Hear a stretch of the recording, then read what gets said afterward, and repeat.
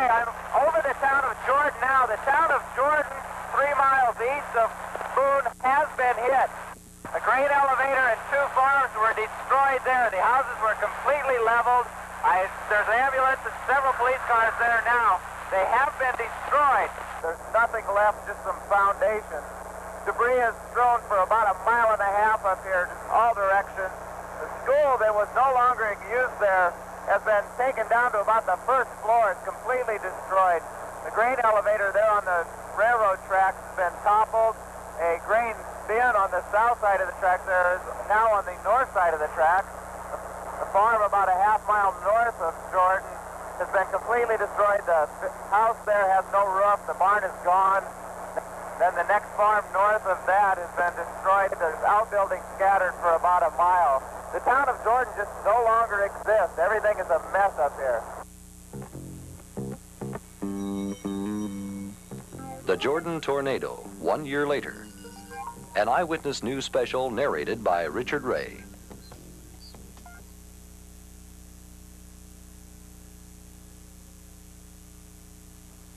Continental Western Insurance Company is built on the hometown agent. The agents we use are independent businessmen. No one company pays them, so they can remain objective in their recommendations.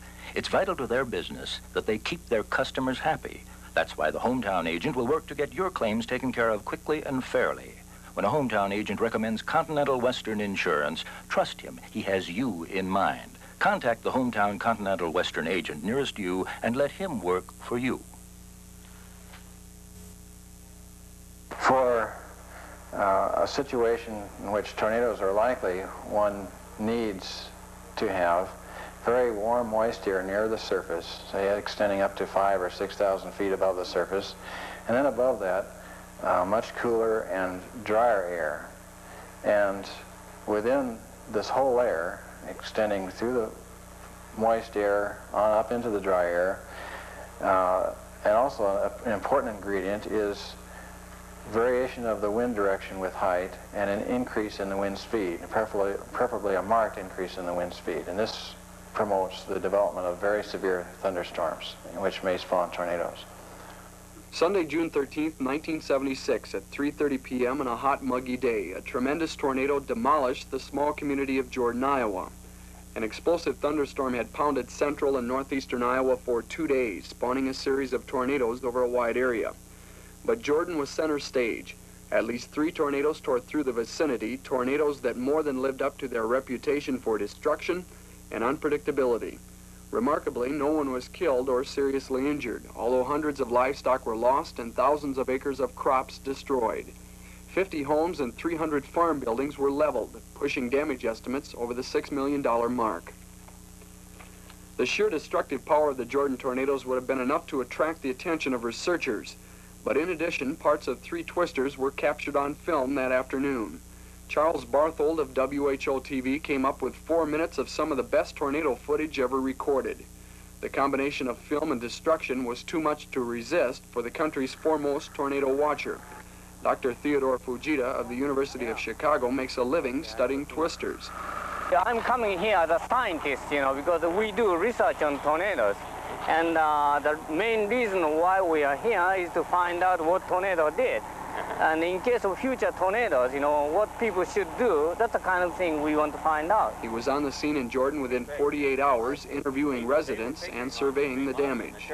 Right after the storm, this is a great force, my student and I flew over to take a picture of the whole area.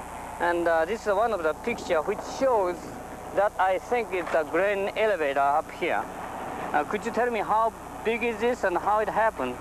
Dr. Fujita and his people spent many hours trying to map out exactly what happened.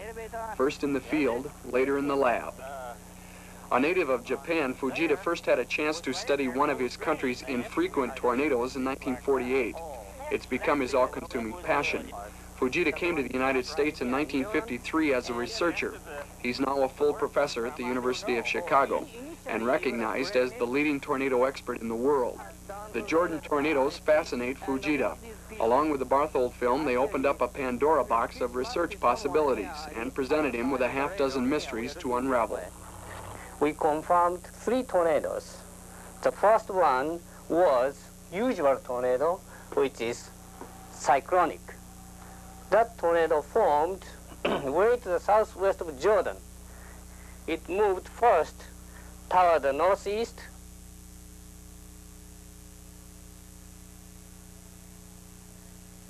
and then headed straight from the south toward the Jordan community. It's a small community.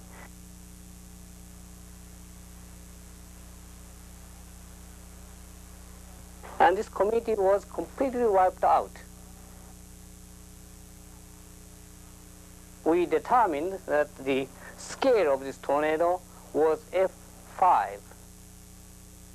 F means that which indicate the intensity of a tornado. F5 means the strongest tornado one could possibly observe in the United States.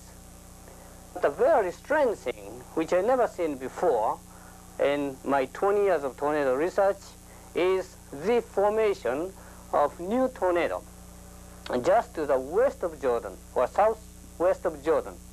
And this one formed, I think, when the major tornado, which was cyclonic, was swirling right here, and then this one formed, and while the major tornado moved up here, this one swirled around here and moved pretty fast, and the second one joined the first one at this point.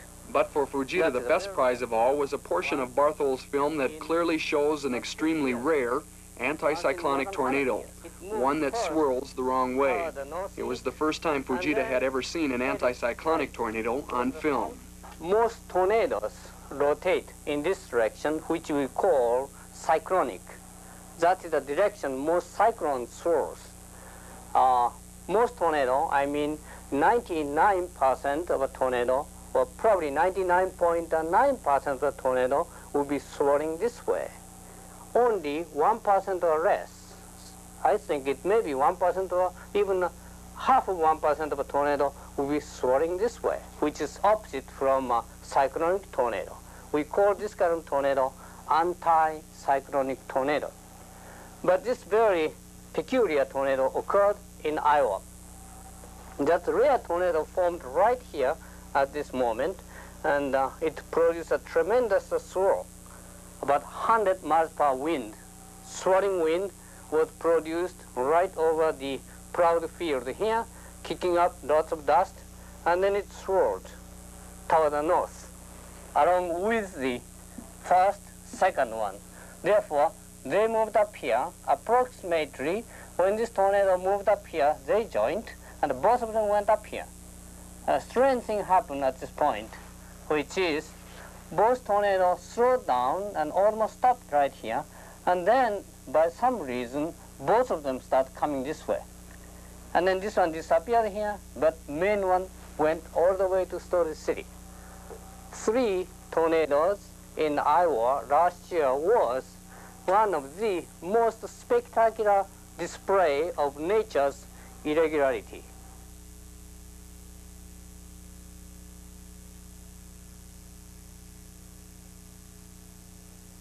Last year, Continental Western Insurance Company paid over $19 million in claims.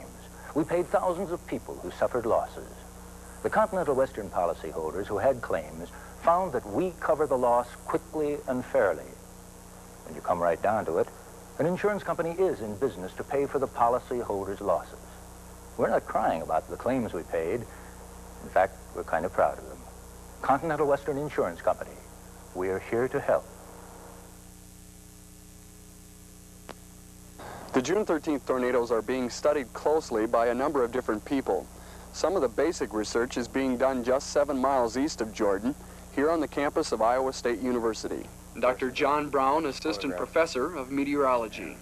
We had temperatures and humidities that would have done justice to anywhere in the tropics in terms of the energy available for development. And with the presence of the strong winds that we had aloft and wind shears or variation of the wind with height, it was an extremely potent situation. Very suddenly, about 2 o'clock, a thunderstorm formed west of Des Moines, about 35 miles. And it was that thunderstorm as it moved northeastward through Boone and Story counties that triggered the 6 or more tornadoes that were associated with this afternoon and caused all the trouble. Dr. Brown and ISU senior Kevin Knupp have compiled volumes of data on the Jordan tornadoes. Knupp interviewed over 200 people on the phone, through questionnaires, and in person. He surveyed damage around Jordan and accumulated a mountain of photographic material, over 300 still pictures and 8 movies of the twisters in action. With that information, Knupp and Brown believe they can trace the paths of not just 3, but 6 or 7 tornadoes near Jordan that afternoon. The storm itself was very unusual in the sense that the tornadoes, 2 of them, the Jordan tornado and the anti-cyclonic tornado, which had a track which paralleled the Jordan tornado, both made 135-degree right turns, which is very unusual, if not unique, for tornadoes to behave like that. And the overall intensity of the tornadoes was extreme. For our Iowa tornadoes typically have an average lifetime of less than 5 minutes and a path length of maybe 1 or 2 miles. But the path length of 3 of these tornadoes was in excess of 10 miles. And one of these tornadoes, the Jordan tornado, was an extremely intense tornado, one of the strongest tornadoes that formed in the United States all last year. There's no sophisticated equipment here. Brown and Knupp's research is basic leg and pencil work. It'll stay open just like that. But important nonetheless. This is the National Severe Storms Laboratory in Norman, Oklahoma. It's the only weather facility in the country specializing in the study of tornadoes. It's located in central Oklahoma for a reason. This area has been a hotbed of tornado activity. Meteorologist Dr. Robert Davies Jones. Our basic mission is to increase our understanding of severe thunderstorms and all the associated phenomena like tornadoes, hail, lightning, strong straight-line winds, and turbulence. First we've got to understand what the larger flow is, and then we can get into the more detailed flow of the tornado itself. Davies Jones and the other scientists here center most of their research around a fairly new invention called the Doppler radar. This is the largest of 4 units at the Severe Storms Lab. Its 30-foot radar disc is protected from the elements by a fiberglass dome. Standard radar sends out an ultra-high frequency radio wave that bounces back after hitting precipitation-laden clouds. Standard radar can tell you where the clouds are, how large they are, and how much moisture they contain. The Doppler radar is different because it can measure the speed at which particles in the cloud are moving, both away from the radar and towards the radar. These radar operators pretty well know when a tornado is beginning to form inside a thunderstorm.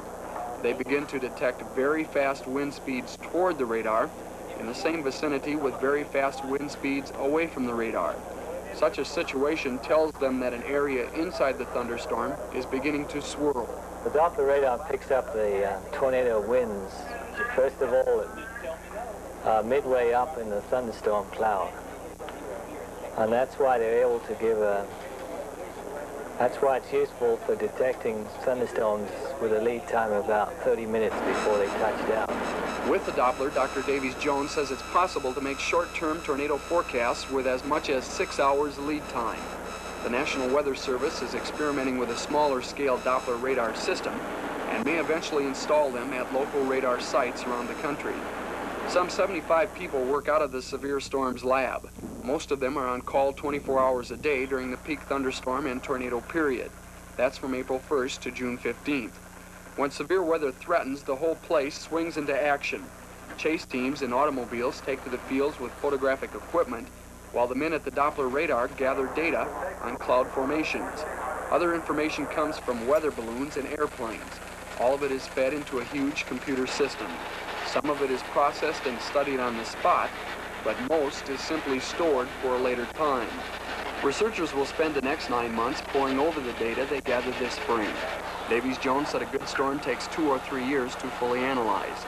The Severe Storms Lab is also interested in tornado activity in other parts of the country. The Jordan tornadoes are a good example of that. They've obtained a copy of Charles Barthold's film and the Iowa State findings. Research done by ISU's Brown and Knupp lays the groundwork for an intensive study.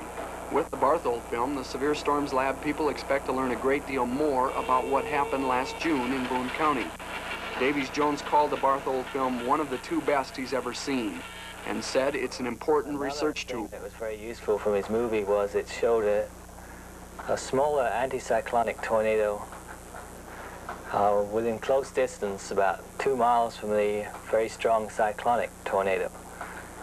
And it's one of the few cases where an anti-cyclonic tornado has been filmed and documented. There's usually a lot of question whether a tornado really was rotating anti-cyclonically or not.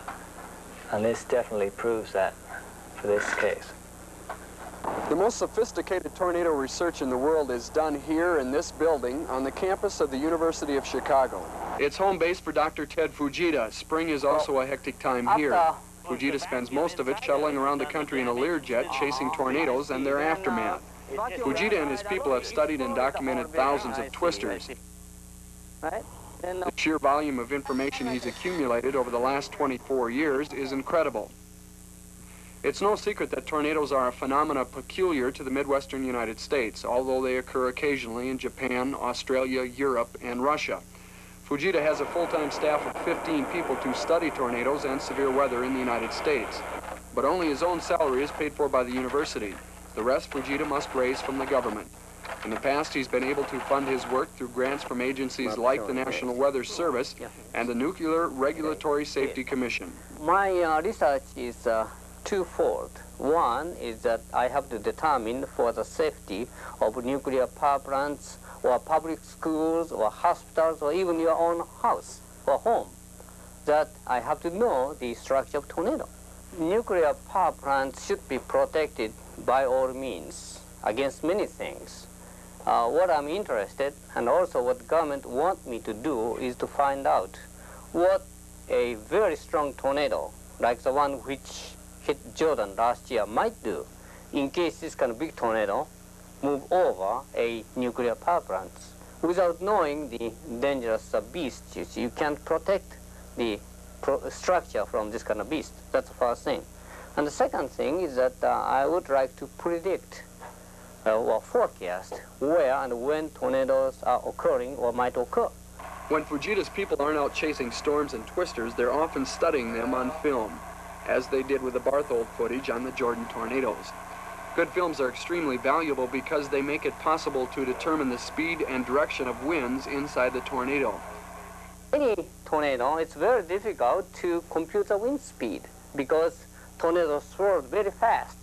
Therefore, even if we have several pictures taken by like Instamatic or other camera, we can't compute the motion because we have to have a continuous, more or less, record of tornado swirling motion.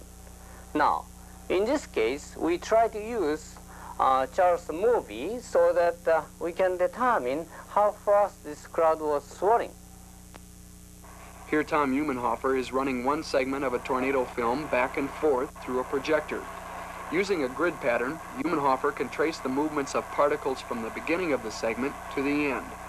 Actually, this is not the original film. Each frame has to be photographed separately and centered to compensate for any shakiness on the part of the cameraman. The adjusted frames are then reassembled like an animated cartoon, frame by frame. Once the particle movement is traced, Umenhofer uses a special machine to read the grid pattern. For people who understand it, this machine plots X and Y coordinates. The rest of us, it buzzes and whirs and spits out little computer cards. The bottom line is that Umenhofer, with the help of a computer, can determine how fast and in what direction the particles in the film are moving.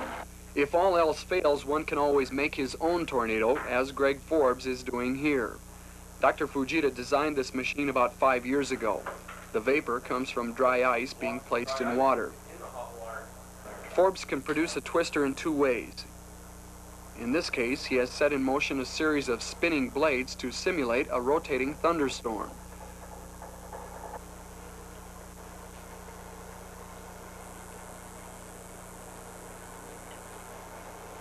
Forbes can also create a twister with nothing more than an updraft. Beside being a visual aid, this machine allows Forbes to recreate certain conditions in the laboratory. He can produce cyclonic and anti-cyclonic tornadoes, or he can sprinkle styrofoam in the twister's path and track the debris. It's a tool for testing different theories under controlled conditions, and I suspect it's also kind of fun.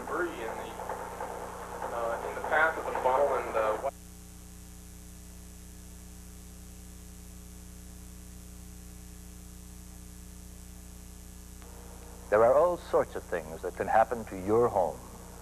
Fires, tornadoes,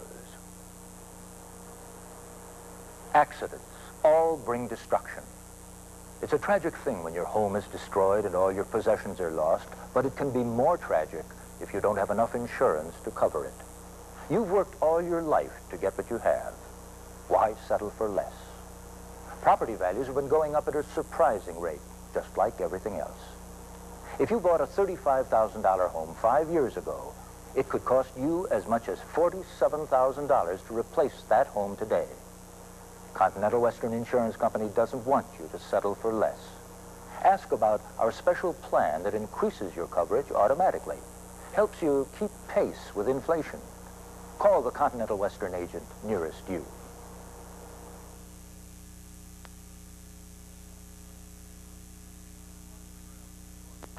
This hole in the ground in Jordan was the John Riley home until about 3:30 last Sunday. That's when it was struck by one of 3 tornadoes that hit Boone County, causing nearly $5 million in damages to buildings alone. Today, the home's bricks were being stacked up by volunteers from the Campus Baptist Church in Ames. Also on hand today were some 38 Iowa National Guardsmen, mostly from Dubuque, Mount Pleasant, and Boone. Here they worked to clear away what's left of the Wesley Sterner home.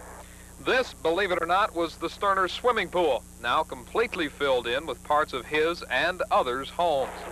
Sterner told me if he can salvage the pool, he will rebuild the home. So the cleanup continues, nearly a week after tornadoes ravaged this central Iowa area.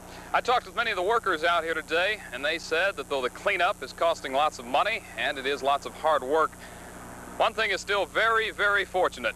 There were no serious injuries. This is Jordan, Iowa today, still an unincorporated village of about 40 people. The tornado brought with it a good deal of notoriety and some obvious changes. This field used to be an elevator and a lumber yard. But in most ways, Jordan is the quiet little hamlet that it's always been. Mac McGriff and his wife Virginia have lived in Jordan since 1961. Mac was running the grain elevator across the street from his home before the tornado destroyed it. About the first thing you remember about it is how hot and sticky it was. You put in there, bet money you'd go to have a storm, but then of course you don't ever think they're going to hit you. I could see the tornado coming up from the south, and it was about 100 yards wide on the ground. And I come back home and put the car in the garage, which I shouldn't have. I guess just left it out. Anyway, I told the missus to get ready to head for the basement, and I stood upstairs and watched it till it knocked the wind in, and I headed for the basement. Well, I suppose you're bound to be in some kind of a shock. I guess I didn't think I was, but He went up to the store to see if it was all right and left me here. I took the dog. The dog and I. And I was out there screaming for him, and I couldn't find him. They had to take me to the hospital. So, and Dr. Murphy gave me medicine to calm my nerves down, and they gave me a shot, but I went all to pieces afterwards. When I come in and saw there was nothing left, and it was quite a shock, yes. Just about everybody here has rebuilt their homes and stayed on. As far as we could determine, only 2 families left, and neither moved more than 20 miles away. In all, Jordan lost 1 house, 1 trailer home, a grain elevator, an abandoned lumber yard, a vacant schoolhouse, a church that wasn't being used, and a lot of trees. oh, I missed the trees the most. Other than that, everything, I suppose you might say that most of the houses are all better than they were before. but it's going to be a long time before you get a tree. I think I'm like Mac. I miss the trees, and so more than anything. One has to wonder what attraction Jordan holds for its people. What can it offer them? And why did they choose to stay? We just liked it out here. We liked our neighbors, and they were going to rebuild. And Some people like to live in town, some people don't. If you're used to living out, why, what better place do you want to live than here?